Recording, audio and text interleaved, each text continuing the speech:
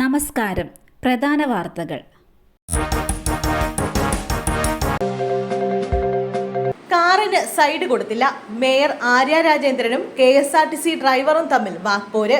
കാറിന് സൈഡ് കൊടുത്തില്ലെന്നാരോപിച്ച് തിരുവനന്തപുരത്ത് നടു റോഡിൽ മേയർ ആര്യ രാജേന്ദ്രനും KSRTC ഡ്രൈവറും തമ്മിൽ വാക്പോര്. ഇന്നലെ രാത്രിയിലായിരുന്നു സംഭവം.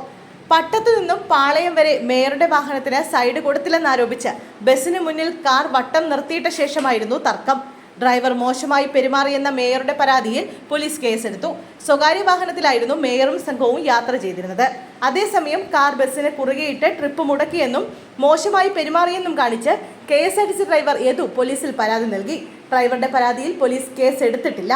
തർക്കത്തിന്റെ ദൃശ്യം പുറത്തു വന്നു. ഡ്രൈവറുടെ പരാതി പരിശോധിച്ച ശേഷമേ കേസെടുക്കുകയുള്ളൂ എന്ന് പോലീസ് വ്യക്തമാക്കി. വേണാട് എക്സ്പ്രസ് മെയ് 1 മുതൽ എറണാകുളം സൗത്ത് റെയിൽവേ സ്റ്റേഷൻ ഒഴിവാക്കി യാത്ര നടത്തുന്നു. Venad express Ernakulam south railway station ഒഴിവാക്കി യാത്ര നടത്തുന്നു. മെയ് 1 മുതലാണ് താൽക്കാലിക അടിസ്ഥാനത്തിൽ സൗത്ത് സ്റ്റേഷൻ ഒഴിവാക്കി എറണാകുളം നോർത്ത് സ്റ്റേഷനിൽ മാത്രം നിർത്തി യാത്ര നടത്തുക. എറണാകുളം സൗത്ത് സ്റ്റേഷൻ ഒഴിവാക്കുമ്പോൾ എറണാകുളം നോർത്ത് ഷൊർണൂർ റൂട്ടിൽ വേണാട് എക്സ്പ്രസ് നിലവിലെ സമയക്രമത്തേക്കാൾ 15 മിനിറ്റോളം മുൻപേ ഓടും. തിരിച്ചുള്ള യാത്രയിൽ എറണാകുളം നോർത്ത് മുതൽ തിരുവനന്തപുരം വരെ എല്ലാ സ്റ്റേഷനിലും 15 മിനിറ്റോളം നേരത്തെ എത്തും. പാലക്കാട് ജയിൽ ഉദ്യോഗസ്ഥൻ മരിച്ച നിലയിൽ. മലമ്പുഴ ജില്ലാ ജയിലിൽ ജോലിക്കിടെ ഉദ്യോഗസ്ഥനെ മരിച്ച നിലയിൽ കണ്ടെത്തി. അസിസ്റ്റന്റ് സൂപ്രണ്ട് മുരളീധരനാണ് മരിച്ചത്. 55 വയസ്സായിരുന്നു. ഓഫീസിലെ മുറിയിൽ വീണ് കിടക്കുന്ന നിലയിലായിരുന്നു. പാലക്കാട് ജില്ലാ ആശുപത്രിയിൽ എത്തിച്ചെങ്കിലും രക്ഷിക്കാനായില്ല. ഹൃദയാഘാതമാണ് മരണകാരണമെന്നാണ് നിഗമനം. ജീവനെടുത്ത ചൂട്. സൂര്യാഘാതമേറ്റ് വയോധികയ്ക്ക് ദാരുണാന്ത്യം. പാലക്കാട് എലപ്പുള്ളി സ്വദേശി ലക്ഷ്മിയാണ് മരിച്ചത്. 90 വയസ്സായിരുന്നു പ്രായം. ലക്ഷ്മിയെ വീടിന് സമീപത്തുള്ള കനാലിലാണ് മരിച്ച നിലയിൽ കണ്ടെത്തിയത്. മരണകാരണം എന്താണെന്ന് നാട്ടുകാർക്കോ പോലീസിനോ മനസ്സിലായിരുന്നില്ല. മരണത്തിൽ ദുരൂഹതയും നാട്ടുകാർ ആരോപിച്ചിരുന്നു. തുടർന്ന് മൃതദേഹം പോസ്റ്റ്മോർട്ടത്തിന് വിധേയമാക്കി.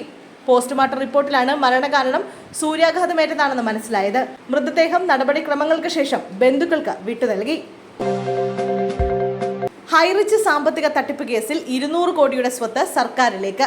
ഹൈറിച്ച് സാമ്പത്തിക തട്ടിപ്പ് കേസിൽ താൽക്കാലികമായി പ്രതികളുടെ സ്വത്ത് ജപ്തി ചെയ്ത നടപടി സ്ഥിരപ്പെടുത്തണമെന്ന കളക്ടറുടെ നടപടി 3rd അഡീഷണൽ സെഷൻസ് കോടതി അംഗീകരിച്ചു.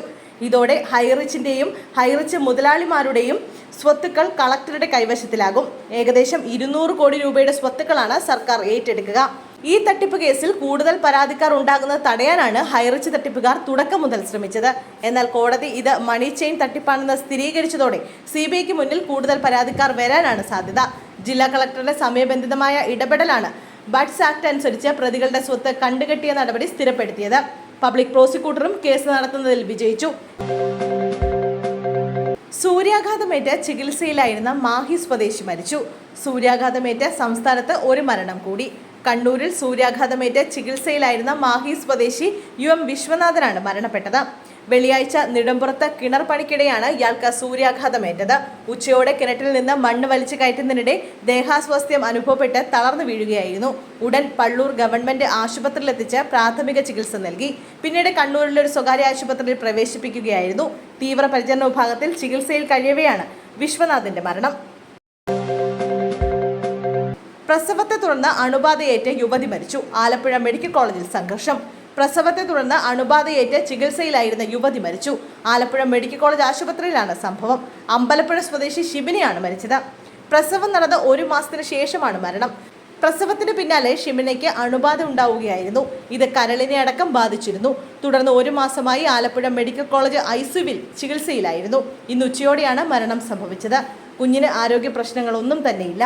മരണത്തിന് കാരണം ആശുപത്രി അധികൃതരുടെ അനാസ്ഥയാണെന്ന് ആരോപിച്ച് ബന്ധുക്കൾ രംഗത്തെത്തി. ഇവർ ആശുപത്രിയിൽ പ്രതിഷേധിക്കുകയും ചെയ്തു. എന്നാൽ പോലീസ് എത്തി ഇവരുടെ പ്രതിഷേധം തടഞ്ഞു. ഇത് സംഘർഷത്തിന് കാരണമായി. സംസാരിച്ചുകൊണ്ടിരിക്കെ കയ്യിൽ കിടന്ന വള ഊരിയെടുത്ത് ഓടി. അമ്പലപ്പുഴയിൽ സ്ത്രീ പിടിയിൽ. സംസാരിച്ചുകൊണ്ടിരിക്കെ 80-കാരുടെ കയ്യിൽ നിന്നും വള ഊരിയെടുത്തതിന് ശേഷം ഓടി രക്ഷപ്പെട്ട സ്ത്രീയെ പിടികൂടി പോലീസ്.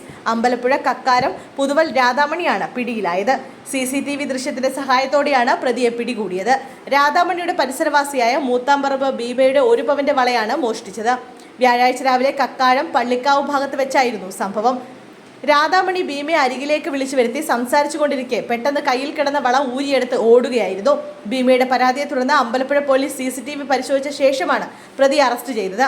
മോഷ്ടിച്ച വള അമ്പലപ്പുഴയിലെ സ്വകാര്യ പണമിടപാട് സ്ഥാപനത്തിൽ പണയം വെച്ച് പണം വാങ്ങിയിരുന്നു. പോലീസ് ഇത് കണ്ടെടുത്തു.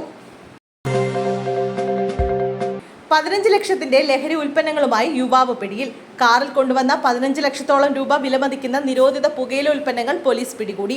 സംഭവവുമായി ബന്ധപ്പെട്ട് മന്നാർ കുരുട്ടിശ്ശേരി മുറിയിൽ ചാക്കേച്ചിൽ വീട്ടിൽ ഷിഹാസിനെ കരിയിലക്കുളങ്ങര പോലീസ് അറസ്റ്റ് ചെയ്തു. കരിയിലക്കുളങ്ങര പോലീസ് സ്റ്റേഷൻ പരിധിയിൽ ഹാൻസ്, കൂൾ എന്നിവയുടെ വൻ ശേഖരം വിൽപ്പന നടത്താൻ കൊണ്ടുവരുന്നുവെന്ന രഹസ്യ വിവരത്തെ തുടർന്നാണ് പോലീസ് പരിശോധന നടത്തിയത്. ഹരിപ്പാട് കായംകുളം NH 66 റോഡിൽ മാളിയേക്കൽ പെട്രോൾ പമ്പിന് സമീപം ജംഗ്ഷനിൽ വെച്ചായിരുന്നു വാഹന പരിശോധന. അതുവഴി എത്തിയ KL 04 AJ 8020 എന്ന നമ്പർ പതിച്ച മാരുതി എക്കോ വാഹനത്തിലായിരുന്നു പുകയില ഉൽപ്പന്നങ്ങൾ ഉണ്ടായിരുന്നത്. 15 എണ്ണം അടങ്ങിയ 50 പാക്കറ്റുകളുടെ 30 ചാക്ക് ഹാൻസും 8 എണ്ണം അടങ്ങിയ 57 പാക്കറ്റുകളുടെ 13 ചാക്ക് കൂൾ പുകയില ഉൽപ്പന്നങ്ങളും പിടികൂടുകയായിരുന്നു. ഏകദേശം 15 ലക്ഷത്തോളം രൂപ വരുമെന്ന് പോലീസ് അറിയിച്ചു. ഉഷ്ണതരംഗം സംസ്ഥാനത്തെ അംഗൻവാടി കുട്ടികൾക്ക് ഒരാഴ്ച അവധി. സംസ്ഥാനത്തെ അംഗൻവാടി കുട്ടികൾക്ക് ഒരാഴ്ച അവധി. ഉഷ്ണതരംഗം കാരണമാണ് വനിതാ ശിശു വികസന വകുപ്പിന്റെ തീരുമാനം. അംഗൻവാടികളുടെ മറ്റു പ്രവർത്തനങ്ങൾ പതിവ് പോലെ നടക്കും. ഈ കാലയളവിൽ കുട്ടികൾക്ക് നൽകേണ്ട സപ്ലിമെന്ററി ന്യൂട്രീഷൻ വീടുകളിലെത്തിക്കുമെന്നും അറിയിച്ചു. പാലക്കാട്, തൃശൂർ, കൊല്ലം ജില്ലകളിൽ ഉഷ്ണതരംഗം നിലനിൽക്കുമെന്ന് കേന്ദ്ര കാലാവസ്ഥാ വകുപ്പ് മുന്നറിയിപ്പും നൽകി. പാലക്കാട് ഇന്നലെ റെക്കോർഡ് താപനിലയായ 41.8 ഡിഗ്രി ചൂട് രേഖപ്പെടുത്തിയിരുന്നു. അതിനിടെ സൂര്യാഘാതമേറ്റ് സംസ്ഥാനത്ത് 2 മരണം കൂടി റിപ്പോർട്ട് ചെയ്തു. പാലക്കാട് എലപ്പുള്ളിയിൽ ഇന്നലെ കനാലിൽ വീണ് കിടക്കുന്ന നിലയിൽ കണ്ടെത്തിയ വയോധികയുടെ മരണം സൂര്യാഘാതമേറ്റെന്നാണ് പോസ്റ്റ്മോർട്ടം റിപ്പോർട്ടിൽ കണ്ടെത്തിയത്.